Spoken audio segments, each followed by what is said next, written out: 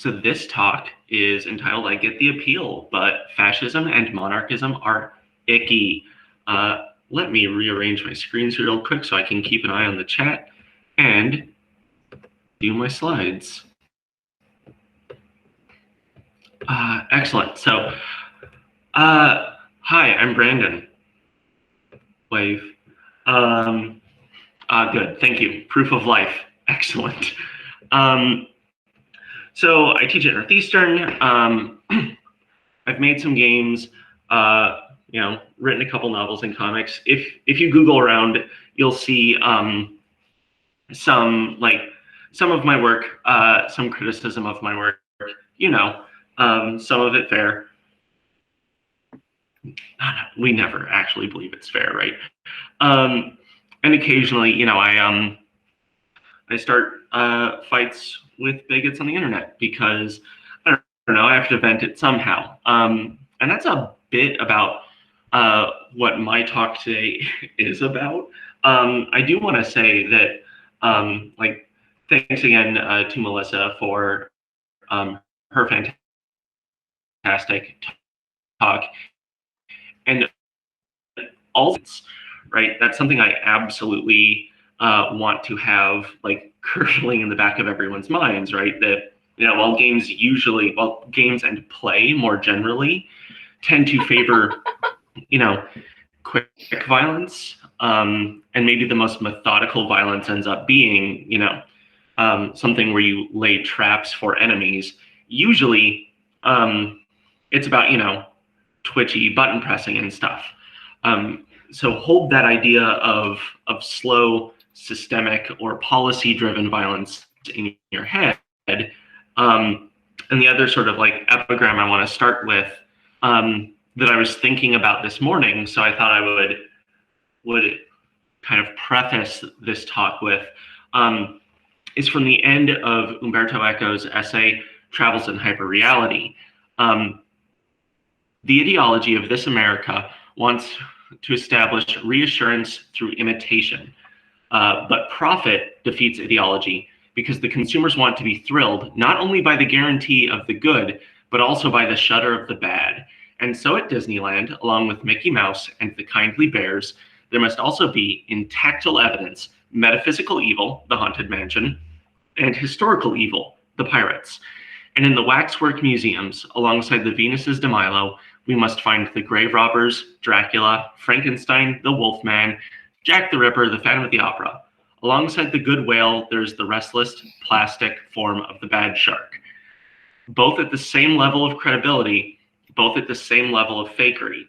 Thus, on entering his cathedrals of iconic assurance, the visitor will remain uncertain whether his final destiny is hell or heaven, and so will consume new promises.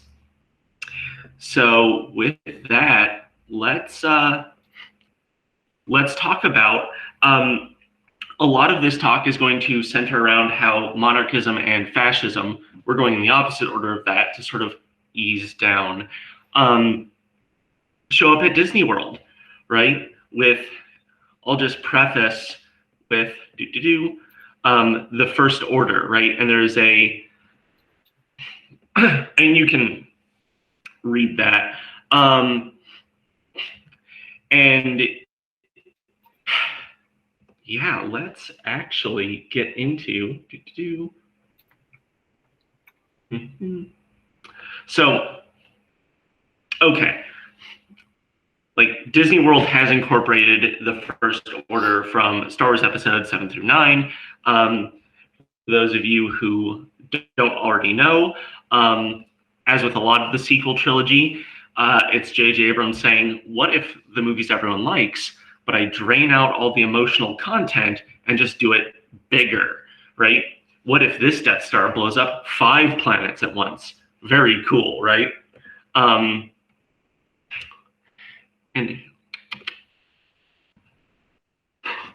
so, yeah. Excellent. I'm making sure that I know where my video is. And actually, yeah, sorry.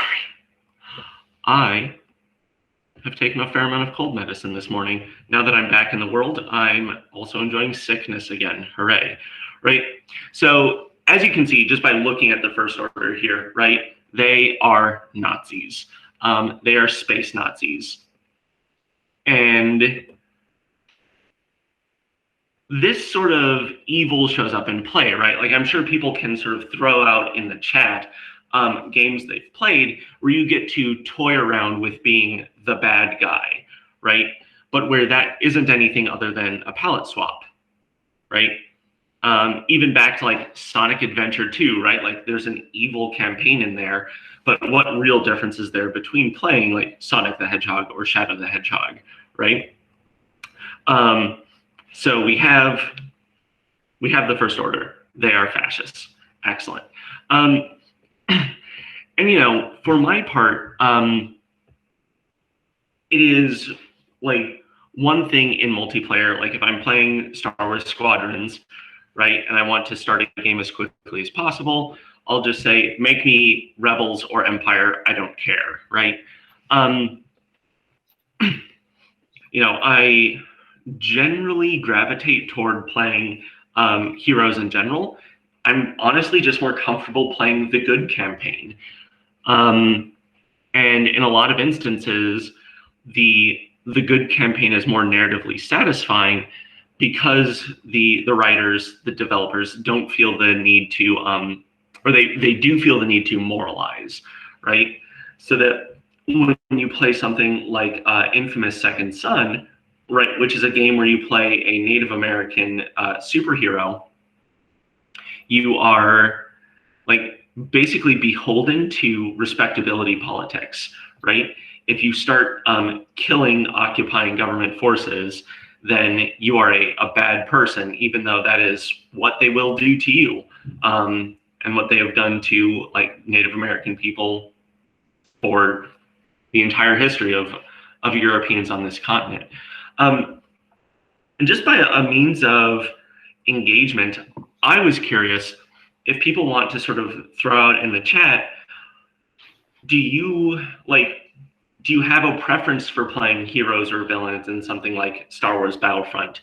Do you gravitate toward what kinds of like moralized gameplay do you tend to gravitate toward?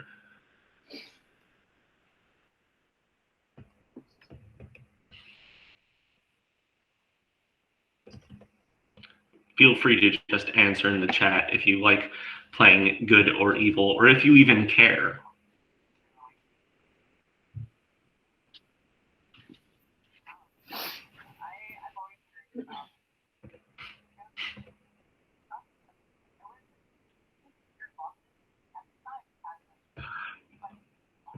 Okay, cool. Everyone? Oh, great, perfect. I think my chat window might just not be opening up.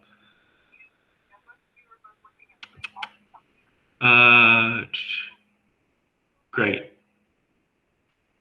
I'm happy for that. Cool. All right, I'll try to figure that out later. Okay, good. I think the chat was just lagging behind. Right, so yeah, to Nico's point, absolutely, right? Like campy evil is fun, right? Like your mustache twirling, like more of the Disney villain, right? Melissa, thank you. Like, sorry, you're too good for this world. And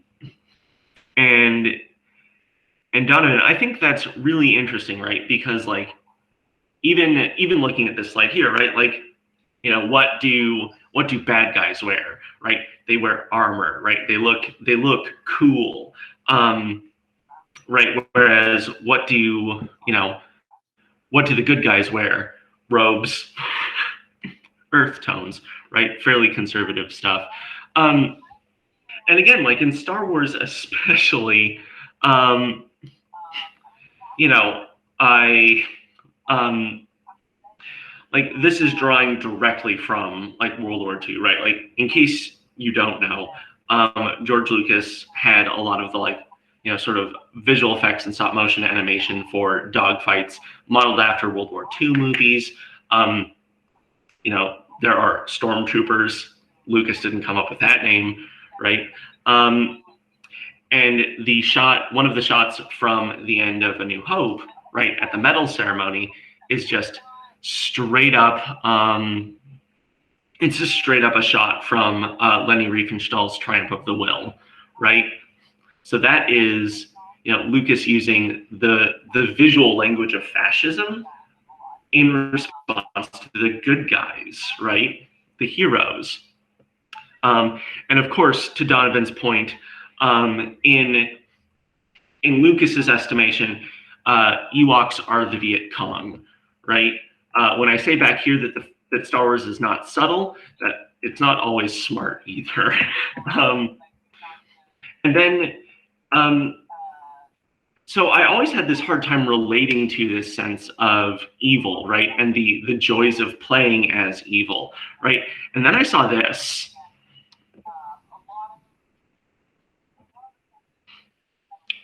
Right, let's take that back to the beginning. So here I have, and hopefully everyone can see it okay, Lindsay Ellis's video essay on the ideology of the First Order. If you want to talk about Lindsay Ellis later, that is totally fine, we can, but I'll play this out for now.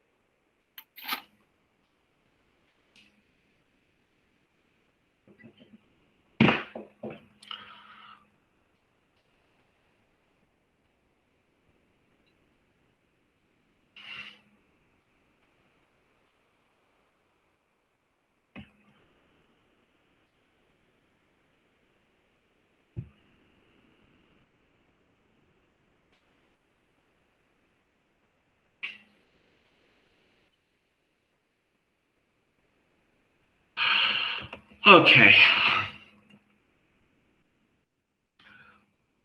I'm just gonna drop it in the, nope, that's not what I wanted either. Okay. Here's what I'll do. Go ahead and just go in and watch the first 3 minutes of that, yeah, and we'll reconvene because this is killing me.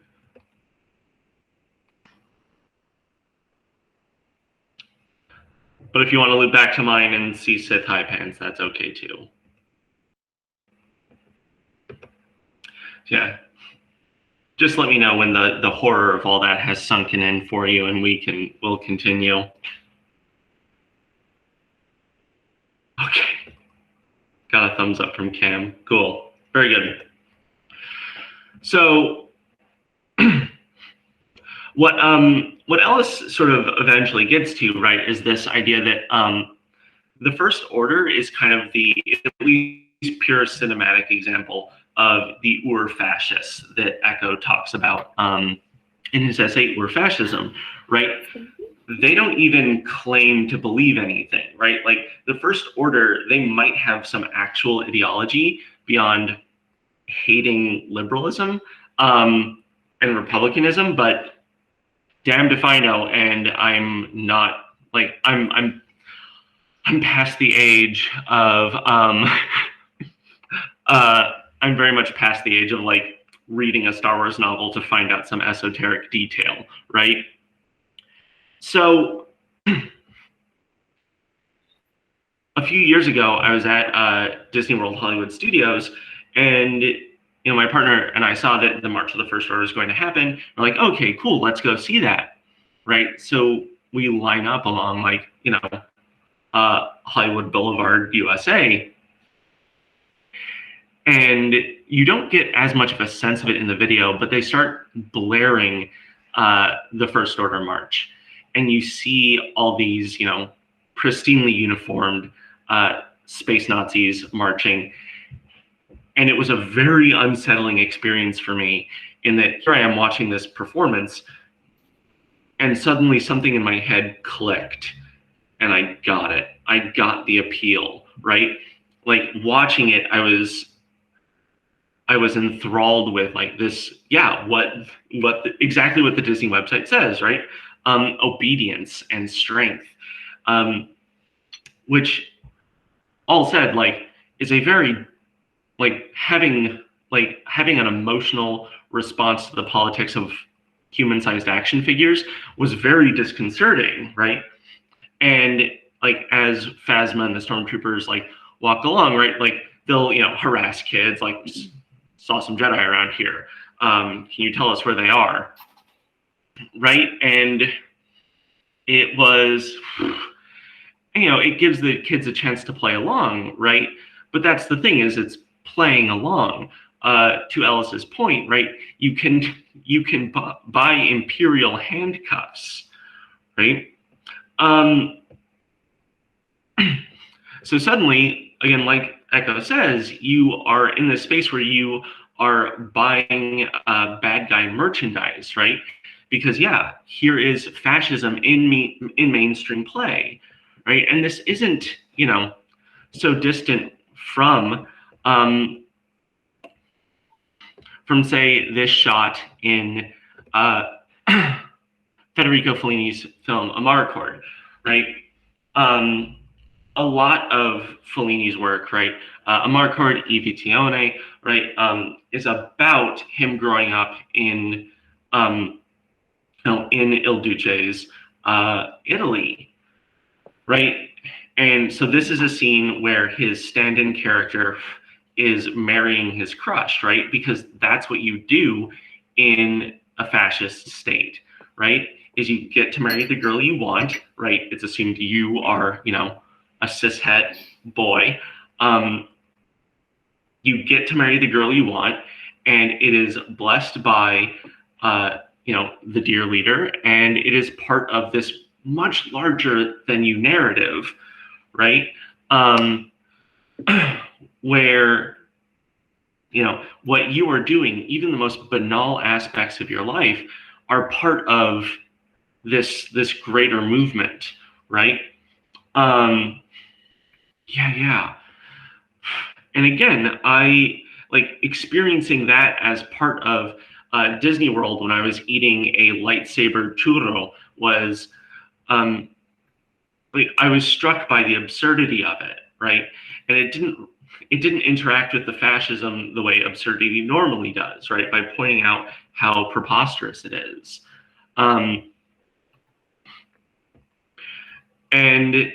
later that same week, after having this very disconcerting experience with fascism, I got to thinking about monarchism. So at Animal Kingdom, they have the Festival of the Lion King, right? And unlike a lot of other shows, it is not it's not retelling the story, right? You're not just redoing the Lion King. Scar's not there at all, right? So it's really just a carnival, right? It's a festival. Timon and Pumbaa do some shtick. There's some audience participation, right? And it is nice to see, even as complicated and problematic as it can be, for Disney World to have co-opted so much of African culture. It is nice to see that acknowledged, right? As opposed to, you're not going to see any Kimba the White Lion plushes there, right? You are, though. So I'm watching this show. I'm really enjoying it. And then they wheel out this Simba, right? And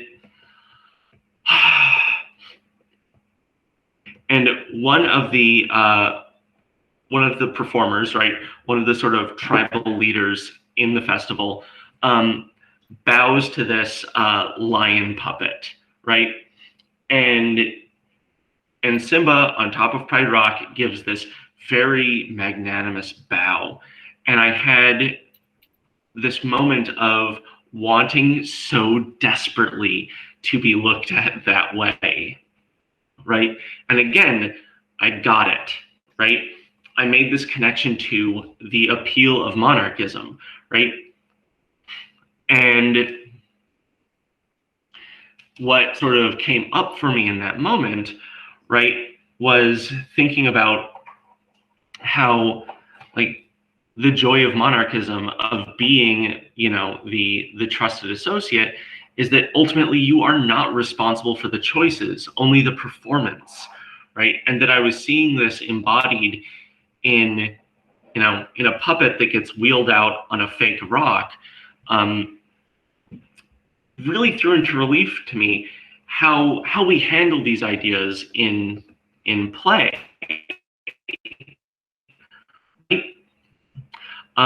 Because ultimately, you know, we all want to serve a magnanimous leader. You know the type, that kind of leader.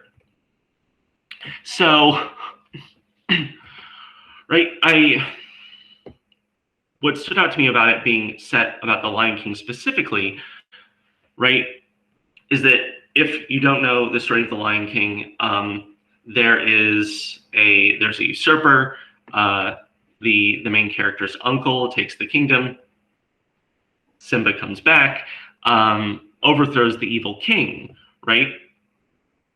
And as in so many games, what you come up against is sorry, I'm just making sure there's nothing in the chat to deal with. Is that as so often in games, the villain has to be so despicable, right? Like they have to be like Scar, disfigured, right? Voiced by Jeremy Irons, right? So that monarchism has to look good by comparison, right? The problem with monarchism is we don't know who we're going to get, right? We don't know if we are going to get a well-rendered King Chrome from Breath of the Wild or the Sega CD full motion video one, right? So either way, right, the point of this monarchical system is to demand obedience, because otherwise the violence is going to get pointed at you, right? And the way we tend to see that in video games a lot of the time, right, is the main villain is Ganon or Sauron or God. Even in games that start questioning the dynamics of good and evil, like The Witcher 2, right, Assassins of Kings. The point is you only have bad options, right, which I feel is at least a little more honest, right? And I think it's something that we, in the US at least, can relate to a lot, right? So that even a good ruler, right, even the good King Rome on the left, they're still invested in maintaining monarchy, right? There is no historical precedent for a dictator sort of turning to the camera and saying, let's invent democracy. That sure was a good Game of Thrones, right? Let's talk a bit about, right, how these ways of governance show up in games, right? Like, I don't, like, the elves are sort of this religiosity that is trying to kill science in Middle Earth, right? But what I do want to point out is that even though, like, yes, Sauron is evil, the idea of a good king is a fairy tale, right? The idea that you can have this beneficent, perfect ruler like Aragorn, right? The War of the Ring. And that's where like this idea of monarchism really falls apart. So that when we look at like how governance is portrayed in something like Star Wars: The Old Republic, what we see is that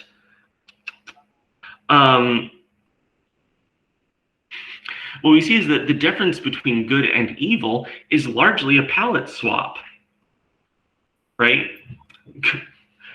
Like heroes use this color of lightsaber, villains use this color, right? You might get a difference in like a healing superpower, right, versus an electricity superpower, much like Infamous Second Son.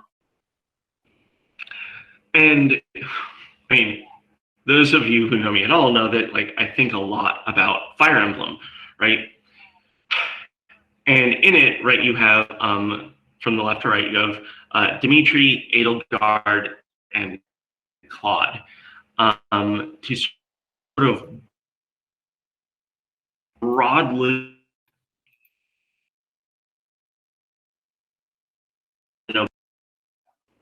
but there's no reason why, right? Which is incidentally Claude's whole thing, right? He is from a people who have been colonized, right? So at least there's something based in his character that speaks to why he would want to disrupt the social order. But in at least two of the three of the houses, right, the question is not, should we undo the social order? Should we have a more just social order? It's, should we have peace through more power? Or should we knock over the old power so that we can have it, right?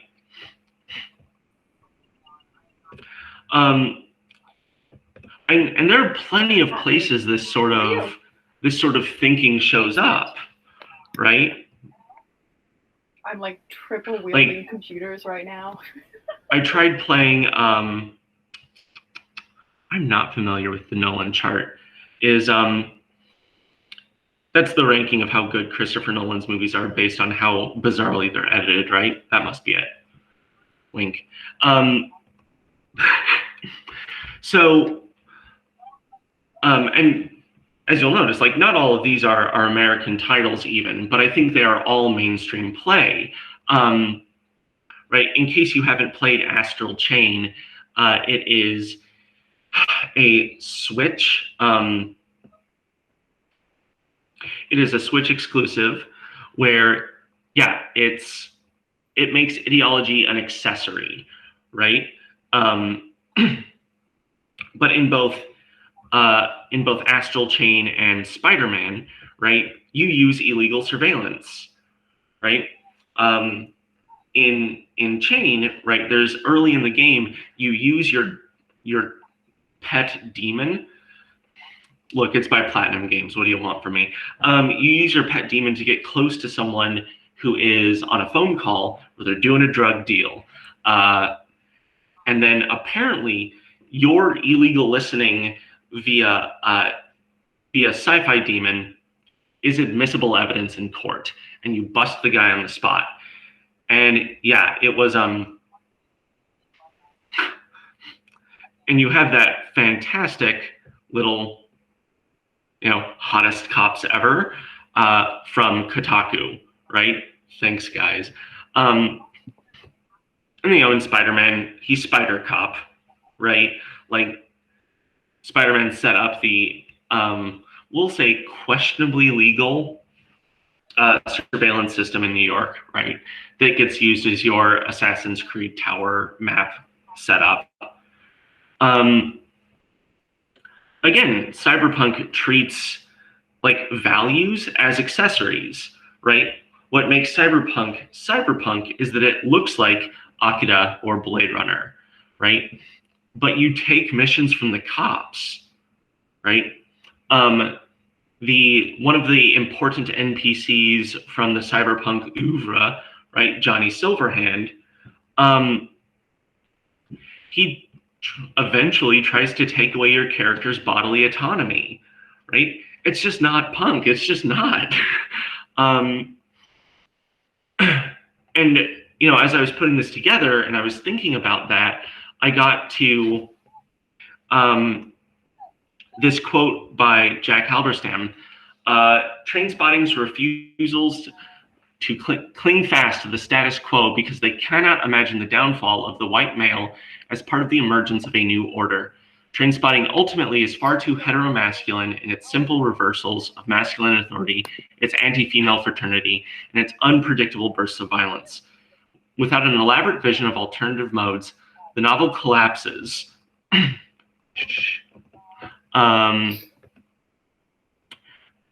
into the angry and seething language of the male punk from whom a legacy of patriarchal and racial privilege has been withheld. In this example of unqueer failure, failure is the rage of the excluded white male, a rage that promises and delivers punishments for women and people of color. And I think we can recognize that, right? I think we recognize that in most of our games, right? And I just wanted to draw, I don't know, it's always weird for me to talk about these because I find that there are a lot of mainstream games I don't talk about, right? But then you get stuff like this, right? Where they just straight up put Ronald Reagan in a Call of Duty game. And he has the moral authority to send you out to kill. And we're back to monarchism, right? He has a sacred duty and honor to tell you what to do. And in Call of Duty, that's killing. And I was talking about this in class one time, and a student said, in good faith, what was wrong with Reagan? So I thought what I would bring up here is the answer to that question. From Audre Lorde's Revisiting Grenada, right? We are Black people living in a time when the consciousness, she wrote this in response to the US invasion of Grenada, of our intended slaughter is all around us. People of color are increasingly expendable, our government's policy both here and abroad. We are functioning under a government ready to repeat in El Salvador and Nicaragua the tragedy of Vietnam, a government which stands on the wrong side of every single battle for liberation taking place upon this globe. A government which has invaded and conquered, as I edit this piece, the 53 square mile sovereign state of Grenada under the pretext that her 110,000 people pose a threat to the US. Our papers are filled with the supposed concern for human rights in white communist Poland, while we sanction by acceptance and military supply the systematic genocide of apartheid in South Africa, of murder and torture in Haiti and El Salvador. American advisory teams bolster repressive governments across the Central and South America and in Haiti, while advisory is only a code name preceding military aid. So again, right, it is our, as we talked about, our slow violence that is considered what is there to be served, right? And that constantly gets put in our games and normalized, right? And it's just propaganda. Despite how much rhetoric goes around, how it's just entertainment, and how games are just toys, and that's what makes it more insidious. And this even touches on a point from Noam Chomsky's Manufactured Consent, right? That here we have the worthy victims of white Europeans under imperialistic rule, and then we have the unworthy victims, right? The people Ronald Reagan are going to have killed in South and Central America. And suddenly the appeal starts to fall away. And what I think the responsibility of games to do, right, that's the quote from Manufactured Consent, but I want to keep moving along. And what it's our responsibility to do is start talking about and looking at games that handle anti-fascism interestingly, right? Tonight We Riot, which is in the upper left and lower right, are actually about how do you create collectives and mechanics where you're controlling multiple characters so that so that you can effectively use violence, right? Which is a much more clever, even if less satisfying setup than in the upper right. There's a clip from the new Wolfenstein series where the main character helpfully says, there's a lot of things you can do with a hatchet and a Nazi, right? So those are games that say that challenge fascism and authoritarianism and monarchism's monopoly on violence, right? Umurangi Generation is about how to do that with art, right, and photography. It's anti-fascist Pokemon Snap, and we see this in tabletop games. Ugh, God, I swear to God, I have a voice, right? Right, and putting this together, even games like Misspent Youth, my game Very Pleasant Queer Makeover Show, which is basically what if Netflix's Queer Eye were militantly gay? What might that look like, right? In the upper right, there's an act of eco-terrorism in Final Fantasy VII Remake. The remake does a much better job of examining how it is that you have this whole world and system full of people you are actually killing, even though the game is constantly assuring you that you're doing the right thing, right? The game does what I think is a really wonderful job of letting it leak in that you're hurting real people. And I included Tony Hawk because I thought even a small thing like that, the idea of changing what architecture is for and how we move through space, it's not for nothing, right? And that's what I want us to consider is how can we talk about fascism more honestly, and how can we address it more directly, and how can I find another opportunity to recommend to people that they play Disco Elysium, right?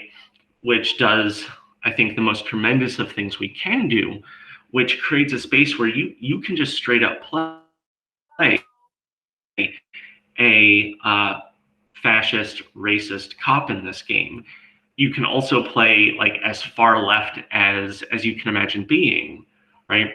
And what it does in all these instances is it complicates them, and it forces us as players to question our actions. And as a designer, as a developer, as an artist, that's what I'm always trying to do, right? Is elevate our internal and external conversations around the use of power, basically. So, yeah, thank you so much for coming, and I would love to hear any of. I'm gonna close that out. Can make everything else available later, but I want this my computer to run well enough. So yeah, if anyone has any thoughts or questions, please chat or come up to the podium. Or is that a lectern?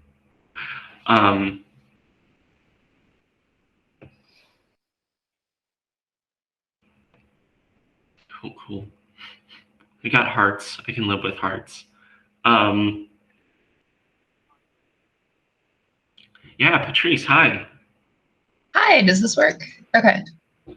I was wondering, where can Gather we is struggling. learn more and on Twitter or other places because I've already got 3 links of things I want to watch or listen to later, so I'd love to know more.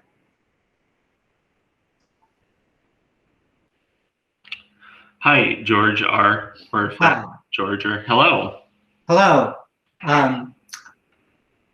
Much of what you said matches a sort of trend I've noticed that you can see in not so much games as movies. I particularly noticed it with The Hobbit, with the original book written back in, I guess, the 50s, versus the 3-movie series released a few years ago. In the original book, the Hobbit wins mostly by being clever and sneaking about and staying out of the way. And in the movie, everything is about fighting. And a bunch of characters are introduced who weren't in the original book, just so there can be more battles, which I think is a complete distortion of the original spirit of the story, but which fits very much in with monarchists and fascists fighting each other. Yeah, I'd absolutely agree with that. Although I do want to say, as far as characters being added to the film, I don't know. It was nice to see Radagast on screen. Just throwing that out there. Not on arguing with people. Apparently. Yeah. Like Twitter, other places, to like hear more, maybe catch some of these fights with people online. So I just dropped, that's my Twitter handle. And then like, if you look up my name, just Googling it, like my itch will show up. My personal website is not very good at SEO, but it's all pretty decentralized anyway. And then my email is, that's my personal one, not my faculty one. I might be here as a professor, but this way I won't just delete it because it's part of a slew of emails full of work I'm trying to avoid. Talking with you all is effort I want to put forth. So yeah, thank you so much. Hi, Margaret. Hi. I know I came in late to your talk, but I was just wondering if there are any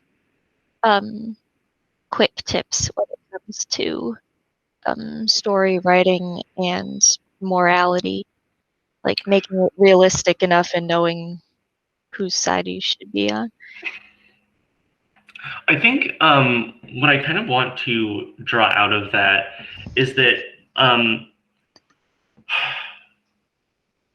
the thing about immorality is that so often it is tremendously tedious. I think there's an actual aesthetic component to goodness that we haven't really fully explored or communicated, right? Mm-hmm. Which is to say, like in my personal life, and really when I'm looking at the news or whatever, when people are shitty, it is entirely expected. Right? Like Ted Cruz tweeting military propaganda is just like Russian military propaganda, and then making fun of a US soldier, right? And I'm not going to the mat for the US Army, but again, like it's that not believing in anything of fascism, right? And it's being so expected in his actions, right? Mm-hmm. So I think that's the trick of it, right? Is, and then the as far as quick tips, read work by marginalized people and believe them, which you're probably doing already, right? But read Toni Morrison, read N.K. Jemisin, James Baldwin, Jose Saramago, right? Like, play games by marginalized people and then trust what they're telling you about their realities. Which again, you're probably doing already, but I think it's worth encouraging. Thank you. I know I don't have a lot of, thank you so much, Margaret.